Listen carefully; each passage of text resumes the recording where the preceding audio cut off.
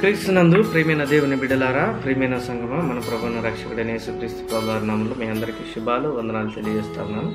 ఈ లెంటు ధ్యానముల సందర్భంగా మరి ఈ దినమున లెంటును మనం జ్ఞాపకం చేసుకుంటూ లెంటులోనికి ఈ యొక్క యాష్ వెనస్డే ద్వారా మనమంతా కూడా ప్రవేశించి ఉన్నాం. ఈ లెంటు రోజులకు గాను మనకి ఇవ్వబడి అన్నటువంటి అంశం ఇవ్వబడింది. So call to vicarious suffering అన్నటువంటి అంశము మనకి ఇవ్వబడింది. సో ఈ అంశం ద్వారా ఈరోజు మనకు 4 పాఠ్యభాగాలు ఇవ్వబడ్డాయి. మనం 2 పాఠ్యభాగాల నుంచి ధ్యానం చేస్తాం. మొదటిది రాజులు మొదటి గ్రంథం 17వ అధ్యాయం 12 నుంచి 24 వచనాలు. అదే రీతిగా మార్కు సువార్త 8వ అధ్యాయం 31 నుంచి 38 వచనాలు కలిగిన ఈ 2 భాగాల ద్వారా ఈరోజు ఈ యొక్క యాష్ వెనస్డే రోజు మరి దేవుని వాక్యాన్ని ధ్యానం చేయడానికి, పరిశీలన చేయడానికి మనం ప్రయత్నం చేద్దాం. సో మొదటిగా వైకేరియస్ సఫరింగ్ అన్నటువంటి టైటిల్ మనం చూస్తున్నప్పుడు, వైకేరియస్ అంటే పరోక్షంగా ప్రత్యామ్నాయంగా అని అర్థం. సో వైకేరియస్ సఫరింగ్ అంటే ప్రత్యామ్నాయ శ్రమ, మరొకరి బాధను మనము అనుభవించటం, మరొకరి బాధను మరొకరి స్థానంలో నిలవబడి దాన్ని అనుసరించి బాధపడటం అని అర్థం. సో సబ్స్టిట్యూషనరీ సఫరింగ్ అని కూడా మనం చూస్తూ ఉన్నాం. సో రాజులు మొదటి గ్రంథంలో ఇది మనం ధ్యానం చేస్తున్నటువంటి అంశంలో మనం జ్ఞాపకం చేసుకున్నప్పుడు మొదటిది సారెపతు విధవరాలు పరిస్థితిని మనం చూసినప్పుడు యేసుక్రీస్తు ప్రభుల వారు సిలువలో సర్వ మానవాళి కొరకు పడే శ్రమను సూచిస్తున్నట్టుగా ఈ సారెపతు విధవరాలు మరియు ఏలియా ప్రవక్తల మధ్య ఉండినటువంటి ఈ యొక్క భాగాన్ని మనం చూడబోతూ ఉన్నాం. ఏ విధంగా వారిద్దరి మధ్య ఉన్నదో మనం ఒకసారి ఆలోచన చేసినప్పుడు ఈ భాగాన్ని జ్ఞాపకం చేసుకుంటూ ముందుకు వెళ్ళిపోదాం. మొదటిది విడోస్ డెస్పరేషన్. సో ఈ యొక్క విధవరాలి యొక్క నిస్సహాయ స్థితిలో ఉండటం మనం చూస్తున్నాం. చివరి మీల్ తను చేసుకుంటా ఉంది. చివరి భోజనం చేసుకోవడానికి, కట్టెలు వేరుకోవడానికి బయటకు వచ్చింది. సో తన దగ్గర కేవలం పట్టెడు పిండి, బుడ్డిలో కొంచెం నూనె మాత్రమే ఉంది. సో ఇలాంటి సందర్భంలో డెస్పరేట్ పరిస్థితుల్లో ఉన్నప్పుడు ఎన్టీ రైట్ అనే పండితుడు ఏమంటాడంటే, మానవులంతా దేవుని యొద్ద నుండి వచ్చు సహాయం కొరకు ఎదురు చూస్తున్నటువంటి సమయం అది అంటాడు. సో ఆ దేశం అంతా కరువుతో ఉంది, దేశం కరువుతో బాధపడుతూ ఉంది. అక్కడ ఒక స్త్రీ విధవరాలిగా మార్జినలైజ్డ్ చేయబడినది, భర్త లేడు, ఎవరు లేరు, తాను తన కుమారుడు మాత్రం బ్రతుకుతూ ఉన్నారు. బట్ మూమెంట్ ఆమె మరణమునకు దగ్గరగా ఉంది. సో ఆ భోజనం చేసిన తర్వాత ఇంకా ఆమెకు భోజనం ఉండదు. సో ఆకలి బాధలతో చచ్చే పరిస్థితిలో వారు ఉండినట్లుగా మనం చూస్తున్నాం. సో దట్ మూమెంట్ మనం దేవుని వాక్యాన్ని జ్ఞాపకం చేసినప్పుడు ఏలియా ప్రవక్త ద్వారా దేవుడి ఇంటర్వెన్షన్ మనకు కనబడుతుంది. అనగా దేవుడే చొరవ చేసుకొని వారి మధ్యలోకి జోక్యం చేసుకోవడం మనం చూస్తున్నాం. అందులోనే ఏలియా ప్రవక్త ఆమె కనబడటం, ఆమెను ఒక రొట్టె చేసుకొని తీసుకురమ్మని చెప్పటం.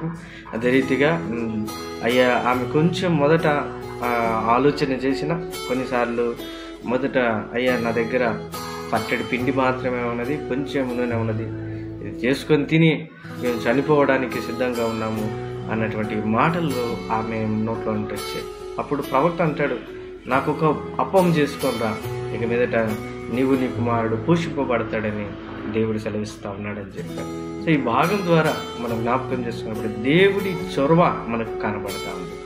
ఇక మూడవది మనం ఇందులో జ్ఞాపకం చేసుకుంటూ ఉన్నప్పుడు టెంపుల్ లాంగ్మ్యాన్ అన్నటువంటి పండితుడు ఏమంటాడంటే, Elijah actions demonstrated God's care for the marginalised and oppressed అంటాడు. సో ఈ భాగాన్ని మనం జ్ఞాపకం చేసుకున్నప్పుడు నేను కూడా మా జీవితంలో ఒక అత్యంత అద్భుతమైనటువంటి ఒక కార్యం నేను మీకు జ్ఞాపకం చేస్తాను.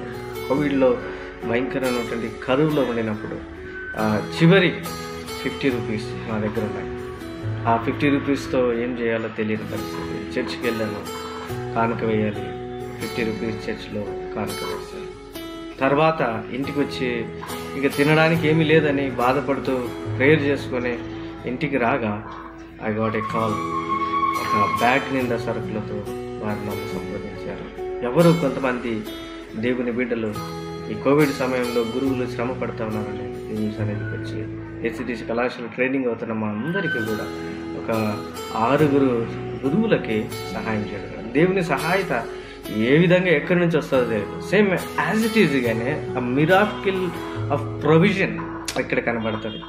కారణం ఏంటంటే ఈ మిరాకిల్ ఆఫ్ ప్రొవిజన్ ఎట్లా ఉంటుందంటే, దేవుడు ఆమె మొదట్లో దేవునికి ఇవ్వడానికి కాస్త తటపటాయించినా కూడా తర్వాత దేవునికి ఇవ్వడానికి ఇష్టపడినటువంటి ఆమెను మనం చూసినప్పుడు ఆమె చేస్తున్నటువంటి పని ఏంటంటే, ఎప్పుడైతే దైవజనునికి ఇచ్చిందో అక్కడి నుంచి endless provision, endless supply of floor and oil, నూనె మరియు పిండి ఎన్నటికీ ఇక ఆపబడలేదు. దరిదాపు మేబీ 2.5 నుంచి 3 సంవత్సరాల వరకు ఆ భాగంలో ఉండొచ్చు. అందుకే అక్కడ రాజులు 1 గ్రంథం 18వ వచనం ఉంటుంది, 3వ సంవత్సరం ముందు యెహోవా వాక్కు ఏలియాకు ప్రత్యక్షమై అని రాయబడి ఉంటుంది. సో ప్రత్యక్షమై నేను భూమి మీద వర్షం కురిపించబోచున్నాను అని చెప్పడం మనం చూస్తాం. అంటే వర్షం కురిపించేంత వరకు కూడా వారు అక్కడే పోషింపబడ్డారు. రెండవది వాళ్ళ జీవితంలో జరిగిన అత్యంత అద్భుతమైనటువంటి కార్యం ఏంటంటే, కుమారుడు జబ్బుపడి మరణించినప్పుడు అక్కడ ఏలియా భక్తుడు ఆ మరణించినటువంటి పిల్లవాడి శవాన్ని తీసుకొని తన మేడ గదిలో పెట్టుకొని అతడు ప్రార్థన చేయటం అతని కొరకు మనం చూస్తూ ఉన్నాం. సో ఈ ప్రార్థనలో మనం చూస్తూ ఉన్నప్పుడు ఈ భాగాన్ని బాగా గమనిస్తే, ఏలియా భక్తుడు కుటుంబపు తరపున ఆమె తరపున దేవుణ్ణి వేడటం, వారి తరపు నుంచి ఆమె స్థానంలో ఉంటూ, అయ్యా మేము ఇక్కడ ఉండటం వల్ల, నేను ఇక్కడ ఉండడం వల్ల విధవరాలి పరిస్థితిని జ్ఞాపకం చేసుకోమని, ఆమె మీదికి ఇంతటి కీడు రాజేసితివా అని అడుగుతూ ఆయన ముమ్మారు దేవుని ప్రార్థన చేయడం మనం చూస్తాం. ఇక్కడ రాయబడినటువంటి మాట ఏంటంటే, ముమ్మారు అని రాయబడినటువంటి మాట ఉంటుంది. సో ముమ్మారు తాను ఆరజార్చుకొని 17వ వచనం 17-21 వచనం ఉంటుంది, యెహోవా నా దేవా నా మొర ఆలకించుమని ఆ చిన్నవాని ప్రాణాన్ని తిరిగి రప్పించేలా ప్రార్థన చేస్తాం. ఆ ప్రార్థన దేవుడు విన్నాడు. ఆ ప్రార్థనను మనం చూసినప్పుడు యేసుక్రీస్తు ప్రభుల వారు సర్వమానవాళి నిమిత్తం గెత్సెమనే తోటలో ఆ శ్రమ నిమిత్తము ఆయన ముమ్మారు ప్రార్థన చేయటం మనకు కనబడుతుంది. ఇంచుమించు దాన్ని మనకు సూచనగా కనబడుతూ ఉంటుంది. సో అదే రీతిగా మనం ఈ భాగాన్ని కొంచెం లోతుగా ఆలోచన చేసినప్పుడు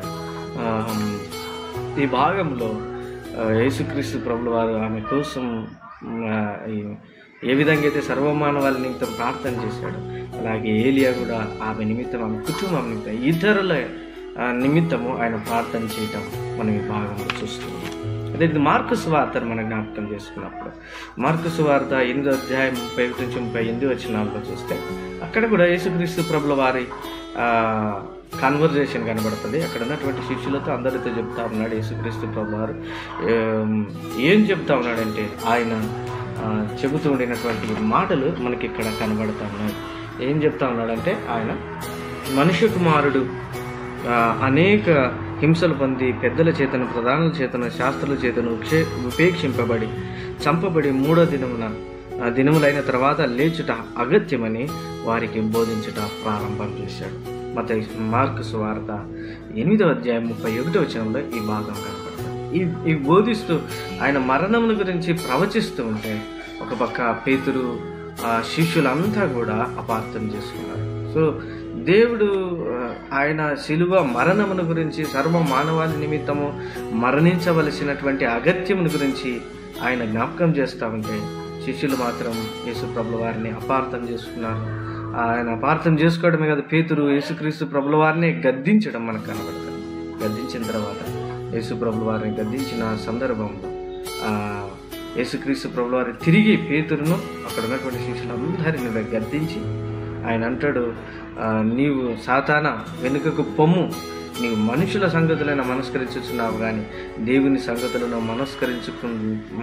మనస్కరించుకున్నావని పేతురును గద్దించడం మనం చూస్తున్నాం. అలా చెబుతూ ఈ యొక్క యేసుక్రీస్తు ప్రభుల వారి శిష్యత్వంలోనికి పిలిచటం మనం చూస్తున్నాం. శిష్యులుగా ఆయనను వెంబడించటాన్ని మనం జ్ఞాపకం చేస్తాం. మొదటిది స్ట్రాంగ్లీ ప్రిడక్షన్. యేసుక్రీస్తు ప్రభుల వారు సర్వ మానవాళి నిమిత్తం మరణించడం ఎంత అవసరమో స్ట్రాంగ్గా బోధించాడు. రెండవది పేతురు మిస్అండర్స్టాండింగ్ గద్దించాడు. మూడవది శిష్యులను అందరినీ కూడా పిలుస్తూ ఉన్నాడు. ఆయన ఎలాంటి పిలుపు పిలుస్తూ ఉన్నాడంటే ఇక్కడ రాయబడినటువంటి మాట, నన్ను వెంబడింపగోరిన వాడు తన్ను తాను ఉపేక్షించుకొని తన సిలువను ఎత్తుకొని నన్ను వెంబడింపవలెను. తన ప్రాణమును రక్షించుకొనగోరు వాడు దాన్ని పోగొట్టుకుని, నా నిమిత్తము సువార్త నిమిత్తము తన ప్రాణమును పోగొట్టుకుని వాడు దాన్ని రక్షించుకున్నాను. ఒకడు సర్వలోకమును సంపాదించుకుని తన ప్రాణమును పోగొట్టుకునుట వానికేమి ప్రయోజనము అంటూ ఈ మాటల్లో యేసుక్రీస్తు ప్రభుల వారిని పిలుస్తూ ఉన్నారు. సో ఈ భాగాన్ని మనం జ్ఞాపకం చేసుకున్నప్పుడు శిష్యత్వములోనికి రావటం ఎంత అవసరం అంటే, శిష్యత్వములో ఉండవలసిన అత్యంత ప్రాముఖ్యమైన విషయం ఏంటంటే డెని అన్నటువంటి ఒక వర్డ్ గ్రీక్ వర్డ్లో రాయబడింది. గ్రీక్ వర్డ్ అయినటువంటి ఆ పదాన్ని మనం చూసినప్పుడు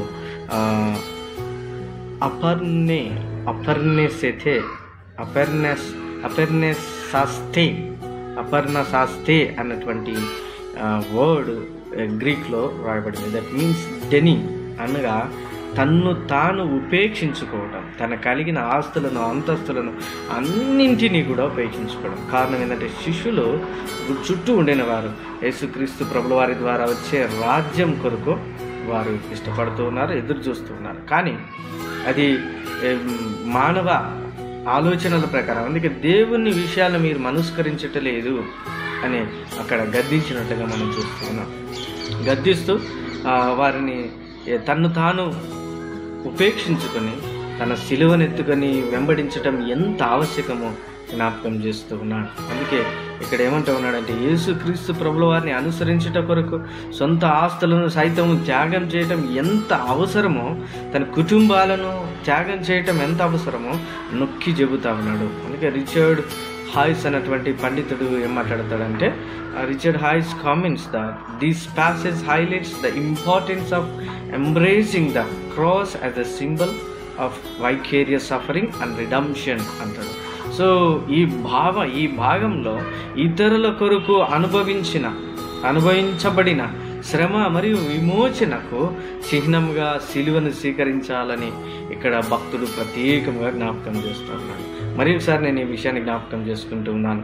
ఇతరుల కొరకు అనుభవించబడిన శ్రమ మరియు విమోచనకు చిహ్నంగా సిలువను మనం జ్ఞాపకం చేసుకుంటాం. అందుకే ఈ యాష్ వెనస్డే రోజు నుదుటిన సిలువను మనం వేసుకుంటాం. సో వాల్టర్ బ్రుగ్మాన్ అటువంటి పండితుడు జ్ఞాపకం చేస్తూ ఏం చెప్తా ఉన్నాడంటే, the mark on the Cain's forehead is a sign of God's gracious protection, and the cross on the forehead of Christian is a sign of God's gracious redemption అంటాడు. కయ్యూను నుదిటి మీద దేవుని గుర్తు వేశాడు. సో ఆ గుర్తు దేవుని దయగల రక్షణకు చిహ్నమైతే, యేసుక్రీస్తు ప్రభుల వారి క్రైస్తవుని నుదిటి మీద ఉండినటువంటి సిలువ గుర్తు సజీవుడైనటువంటి యేసుక్రీస్తు ప్రభుల వారి దేవుని దయగల విమోచనకు చిహ్నంగా ఉందని వారు జ్ఞాపకం చేస్తారు. అందుకే ఈ భాగాన్ని కొంతమంది పండితులు ఏమిటంటే, ఈ ఆదికాండం 4వ అధ్యాయం 15వ వచనంలో ఉండినటువంటి గుర్తు తవ్ అన్నటువంటి వర్డ్ వాడబడింది. సో ఈ తవ్ అన్నటువంటి వర్డ్కు ఆదిమ హీబ్రూలో ఉండినటువంటి సిలువ గుర్తు ఎక్స్ ఆకారంలో ఉండడం మనం చూస్తూ ఉన్నాం. ఇంకా సిలువ లాంటి గుర్తు ఇంటూ గుర్తు లాంటి ఇది కనబడుతూ ఉంటుంది.